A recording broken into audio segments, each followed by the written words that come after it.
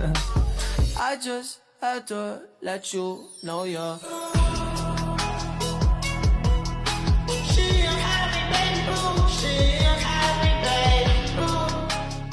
Baik, di sini kami akan menjelaskan materi tentang kesadaran dan pikiran, di mana kami di sini ada 4 orang yang disusun oleh Grace Pond, Rufus, Cindy, dan Lucy.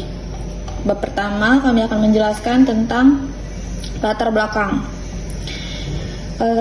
Yang pertama 1.1 latar belakang. Kesadaran merupakan salah satu fenomena paling mendasar dalam kehidupan manusia. Melalui kesadaran seseorang maupun memahami keberanian dirinya mengenai lingkungan sekitar, merasakan emosional, berpikir secara logis, mengambil keputusan, serta membangun hubungan sosial dengan individu lain. Kesadaran tidak hanya berkaitan dengan aktivitas berpikir, tetapi juga mencakup pengalaman subjektif yang hanya dapat dirasakan oleh individu yang mengalaminya. Dalam kehidupan sehari-hari, manusia melakukan bagian aktivitas yang melibatkan kesadaran seperti mengingat pengalaman masa lalu, mencarankan masa depan, merasakan kebahagiaan, kesedihan, rasa sakit, maupun kenikmatan. Semua pengalaman tersebut menunjukkan bahwa kesadaran merupakan aspek penting yang membedakan manusia dari benda mati dan menjadi salah satu ciri utama kehidupan. Meskipun demikian, hingga saat ini para ilmuwan dan filsuf belum mencapai kesepakatan mengenai asal-usul kesadaran. Perdebatan mengenai hubungan antara pikiran dan tubuh telah berlangsung selama berabad-abad. Sebagai ahli berpendapat bahwa pikiran merupakan etis yang terpisah dan tubuh, sedangkan berbagai lainnya beranggapan bahwa pikiran sepenuhnya merupakan hasil aktivitas biologis yang terjadi di dalam otak. Perkembangan ilmu pengetahuan, khususnya dalam bidang neuroscience, telah memberikan banyak informasi mengenai cara kerja otak manusia. Berbagai penelitian menunjukkan bahwa aktivitas mental berkaitan erat dengan aktivitas sel-sel saraf. Melalui teknologi seperti magnetic resonance imaging. Lanjutkan kepada teman saya, Kak Cindy, boleh membacakan bab 2. Pikiran yang menjelaskan hubungan antara pikiran dan tubuh. Teori ini menyatakan bahwa pikiran dan tubuh adalah dua substansi yang berbeda.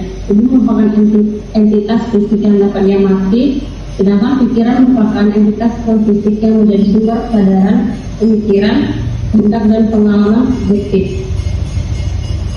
Sejarah dari perkembangan dualisme ialah muncul dari sejak zaman Yunani kuno. Plato berpendapat bahwa jiwa bersifat abadi dan terpisah dari tubuh. Tubuh hanya menjadi tempat sementara bagi jiwa selama manusia hidup di dunia. Pada abad 17, Rene Descartes mengembangkan gagasan tersebut secara sistematik. Menurutnya, pikiran tidak dapat dijelaskan hanya melalui hukum-hukum fisika sehingga harus dipahami secara substansi yang berbeda dari tubuh. Jenis-jenis dualisme, yang pertama ada dualisme substansi, menyatakan bahwa pikiran dan tubuh merupakan dua substansi yang benar-benar berbeda. Pikiran tidak dapat diredukasi menjadi aktivitas otak. Yang kedua ada dualisme properti. Dualisme properti berpendapat bahwa hanya ada substansi, yaitu tubuh fisik. Sebagai tubuh memiliki sifat mental yang tidak dapat dijelaskan sebelumnya oleh ilmu fisika. Kelebihan dari dualisme yang pertama adalah mampu menjelaskan pengalaman subjektif manusia, menjelaskan adanya kesadaran diri dan kehendak bebas. Yang ketiga, selaras dengan berbagai pandangan keagamaan mengenai keberadaan. Kelemahan dari dualisme sulit menjelaskan bagaimana pikiran dan mempengaruhi tubuh. Tidak memiliki bukti empiris yang kuat, kurang didukung oleh penelitian neuroscience modern. Contoh penerapan dualisme, seseorang yang memutuskan untuk mengangkat tangan, dianggap menggunakan kehendak mental yang kemudian menggerakkan tubuh.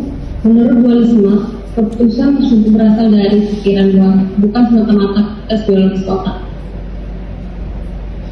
Yang kedua adalah fisikalisme. Fisikalisme adalah teori yang menyatakan bahwa seluruh fenomena di alam semesta, termasuk pikiran dan kesadaran, pada dasarnya merupakan fenomena fisik. Dengan kata lain, tidak ada substansi non-fisik seperti jiwa yang terpisah dari tubuh.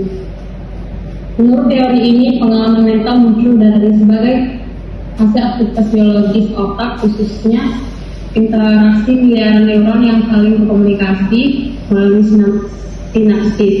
Sejarah dari perkembangan fisikalisme mulai dari abad ke-20 memperkuat pandangan fisikalisme. Penelitian menunjukkan bahwa berbagai fungsi mental memiliki hubungan erat dengan bagian tertentu dari otak. Sebagai contoh, yang pertama, korteks visual berperan dalam penglihatan. Yang kedua, hippocampus berperan dalam pembentukan memori. Yang ketiga, amigdala berperan dalam pengelolaan emosi. Yang keempat, lobus frontal berperan dalam mengambil keputusan. Yang kelima, temuan-temuan tersebut memperkuat anggapan bahwa pikiran merupakan hasil aktivitas otak. Jenis dari fisikalisme ada identity theory yang menyatakan bahwa keadaan mental identik dengan keadaan fisik otak. Yang kedua ada eliminative mental release.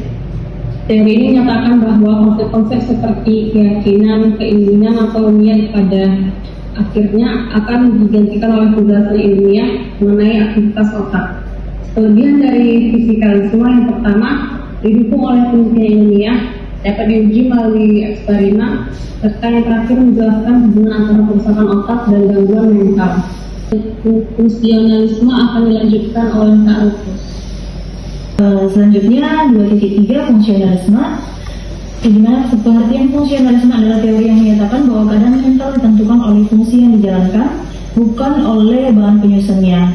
Dengan demikian, apabila suatu sistem mampu menjalankan fungsi yang sama dengan otak manusia, maka sistem tersebut secara teori juga dapat memiliki keadaan mental. Di mana tokohnya itu ada Hilary Putnam, Jerry Fodor, dan David Lewis.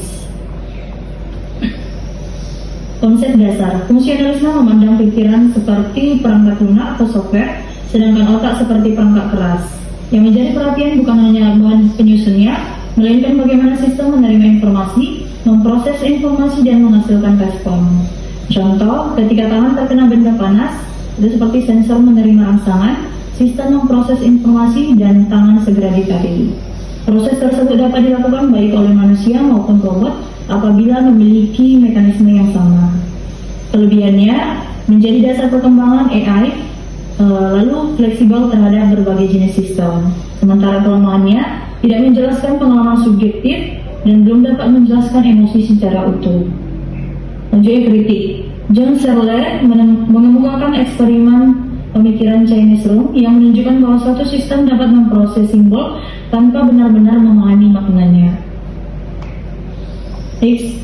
Selanjutnya 2.4 itu ada qualia, di mana pengertiannya itu merupakan pengalaman subjektif yang hanya dapat dirasakan secara langsung oleh individu yang mengalaminya. Misalnya rasa manis gula, rasa pahit kopi, nyeri akibat luka, keindahan musik, dan warna merah. Karakteristik qualia yaitu yang pertama bersifat subjektif, tidak dapat diamati secara langsung oleh orang lain, sulit diukur secara ilmiah, dan bersifat pribadi. Contohnya, dua orang dapat melihat warna merah yang sama, tetapi tidak ada cara untuk memastikan bahwa pengalaman subjektif mereka benar-benar identik. Hard problem of consciousness. David Chalmers membedakan dua jenis persoalan kesadaran. Yang pertama ada easy problems, yaitu menjelaskan bagaimana otak memproses informasi. Yang kedua ada hard problem, yang menjelaskan mengapa proses tersebut menghasilkan pengalaman subjektif. Terus selanjutnya, hingga saat ini, hard problem of consciousness masih menjadi salah satu persoalan terbesar dalam filsafat pikiran. Selanjutnya kritik, sebagai ilmuwan berpendapat bahwa qualia hanyalah hasil kompleks dari aktivitas otak, sehingga tidak perlu dianggap sebagai entitas tersendiri. 2.5 kesadaran buatan atau AI. Penelitian mengenai NDA. Sejumlah penelitian menunjukkan bahwa pengalaman mati suri memiliki pola yang serupa pada berbagai budaya, seperti sensasi damai, cahaya terang, atau pengalaman yang berada di luar tubuh. Akan tetapi para peneliti belum mencapai kesepakatan mengenai penyebab utamanya. Sebagian mengaitkannya dengan proses neurobiologis, sedangkan sebagian lainnya berpendapat bahwa fenomena tersebut belum dapat dijelaskan sepenuhnya oleh ilmu pengetahuan saat ini. Selanjutnya dijelaskan oleh Lucy. Selanjutnya adalah bab 3 penutup, yaitu 1. Kesimpulan. Kesadaran merupakan salah satu fenomena yang paling kompleks dan mendasar dalam kehidupan manusia. Kesadaran memungkinkan manusia untuk berpikir, memahami lingkungan, merasakan emosi, mengingat pengalaman masa lalu, mengambil keputusan, serta menyadari keberadaan dirinya sendiri. Walaupun kesadaran merupakan bagian yang tidak terpisahkan dari kehidupan manusia, hingga saat ini belum terdapat teori yang mampu menjelaskan hakikat kesadaran secara menyeluruh. Oleh karena itu, berbagai disiplin ilmu seperti filsafat, psikologi, neuroscience, ilmu kognitif, dan kecerdasan buatan terus melakukan penelitian untuk mengungkap asal-usul dan mekanisme terbentuknya kesadaran. Teori dualisme menjelaskan bahwa pikiran dan tubuh merupakan dua substansi yang berbeda. Pikiran dipandang sebagai entitas non-fisik yang memiliki kemampuan untuk berpikir, merasakan, dan menyadari. Sedangkan tubuh merupakan entitas fisik yang dapat diamati secara empiris. Pandangan ini memberikan penjelasan mengenai keberadaan pengalaman subjektif dan kehendak bebas, tetapi menghadapi kesulitan dalam menjelaskan berbagai pikiran yang bersifat non-fisik yang berinteraksi dengan dualisme. Fisikalisme berpendapat bahwa seluruh fenomena mental merupakan hasil aktivitas biologis yang terjadi di dalam otak. Berbagai penelitian dalam bidang neuroscience menunjukkan adanya hubungan yang sangat erat antara fungsi otak dan proses mental. Kerusakan pada bagian tertentu pada otak dapat mempengaruhi kemampuan berpikir, mengingat, berbahasa, maupun mengendalikan emosi. Temuan tersebut memperkuat pandangan bahwa kesadaran memiliki dasar biologis, akan tetapi fisikalisme masih menghadapi tantangan besar dalam menjelaskan mengapa aktivitas saraf mampu menghasilkan pengalaman subjektif yang dirasakan oleh manusia. Selanjutnya, fungsionalisme memandang bahwa keadaan mental ditentukan oleh fungsi yang dijalankannya, bukan oleh karena penyusunannya. Teori ini memberikan kontribusi besar terhadap perkembangan ilmu komputer dan kecerdasan buatan karena membuka kemungkinan bahwa suatu sistem selain otak manusia dapat menjalankan fungsi-fungsi mental. Meskipun demikian, teori ini juga belum mampu menjelaskan aspek subjektif dari pengalaman manusia juga. I just had to let you know you're